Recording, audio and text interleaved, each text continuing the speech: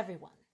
The news of this particular scandal in Ukraine goes directly under this is why we can't have nice things. So, let's go back to all of the times that we talked about, Ukraine not deserving help because it's corrupt. First of all, show me a government that is not corrupt. Specifically, people in the United States. Show me, I know. Show me a portion of the government that is not corrupt, such as, I don't know, a Supreme Court, for example. Anyway, but seriously, we know that most governments, not all, but a lot of them, including those in the first world countries, have some form of corruption. That doesn't mean that the country these governments belong to deserves to be invaded and deserves to have hideous atrocities committed against its people. Just saying. So, in this particular case, this is a clear case of a government letting down its own country and its own people. And Ukrainian people have every possible reason, every possible excuse to be angry because this is infuriating. So, what happened? Basically, it has been discovered that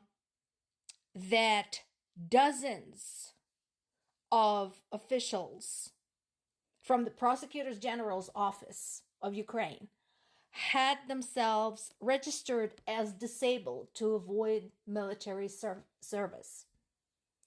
I hope I don't have to explain why that is a problem, especially in the time of war. I'm not saying that people who have a legitimate disability should go and fight. No, they should be. And we have some. We have some folks who have chronic illnesses who are fighting. But here we have an entire group of not just any people, but members of the government, members of the administration, who used their position and abused it to forge themselves a fake disability to avoid military service.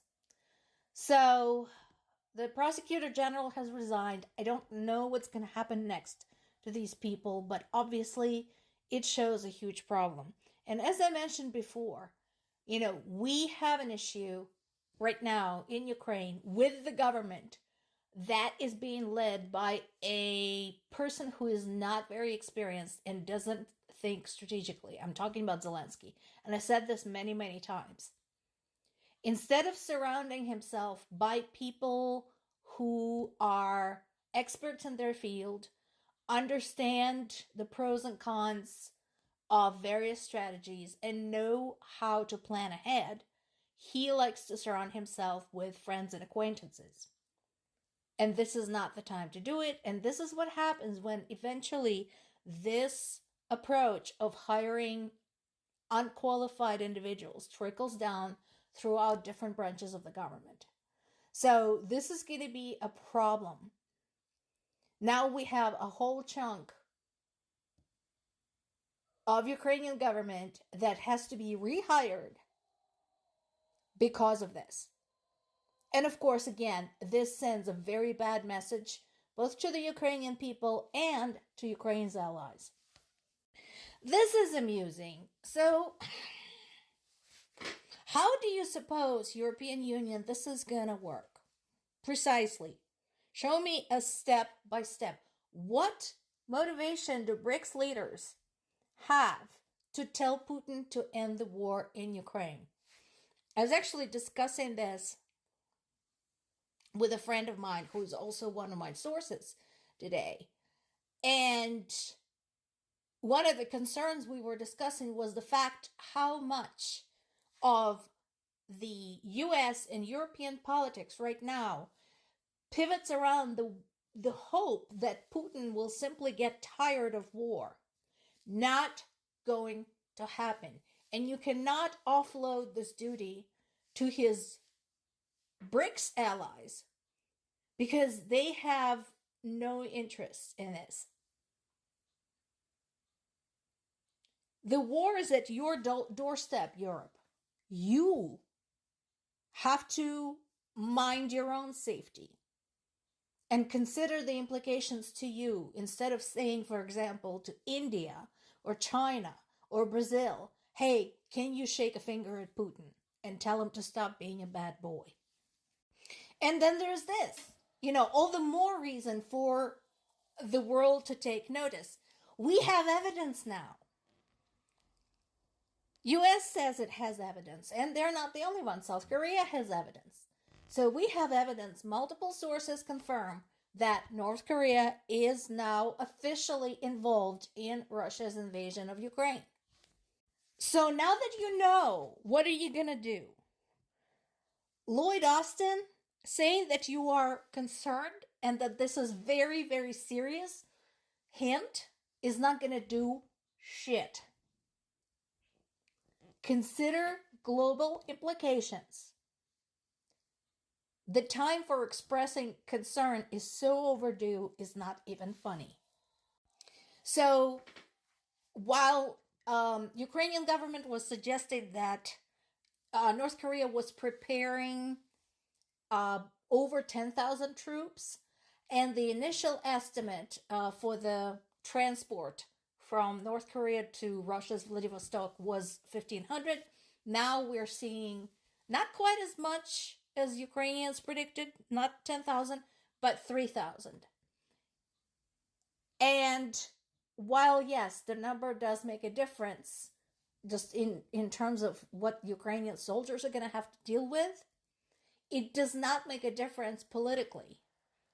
Whether it is 1 or 1,000 or 10,000 doesn't matter. North Korea is involved. Period.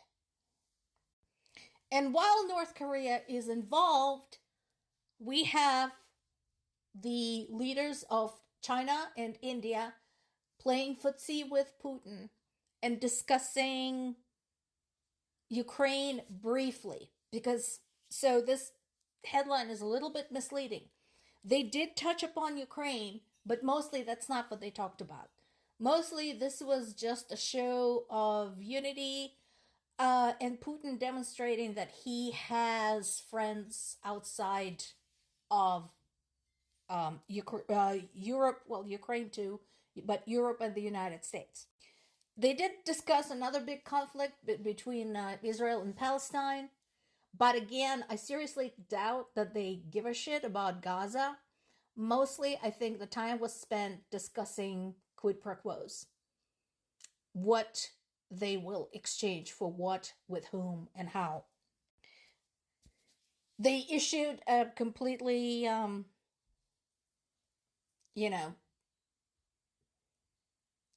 non-committed statement about Ukraine. If you read it carefully, and especially for those of you who are familiar with legalese, discard all of the secondary words. So stuff that doesn't add or subtract anything to the meaning. And you will discover, I'm sure, that there's very little left. Basically, they're saying, Ukraine, we're not going to do anything. Let them duke it out. So, in light of that behavior, in light that these people showed up for a conference in Russia to shake hands with Putin, why, European Union, are you wasting time asking them for help? Also, of course, another ticker item is the fact that UN Secretary General Guterres went there as well. And that is very telling, especially since his office insists that this was a last-minute decision. But when you're a Secretary General of the UN, it's not like you can just decide to go to Russia on the spur of the moment.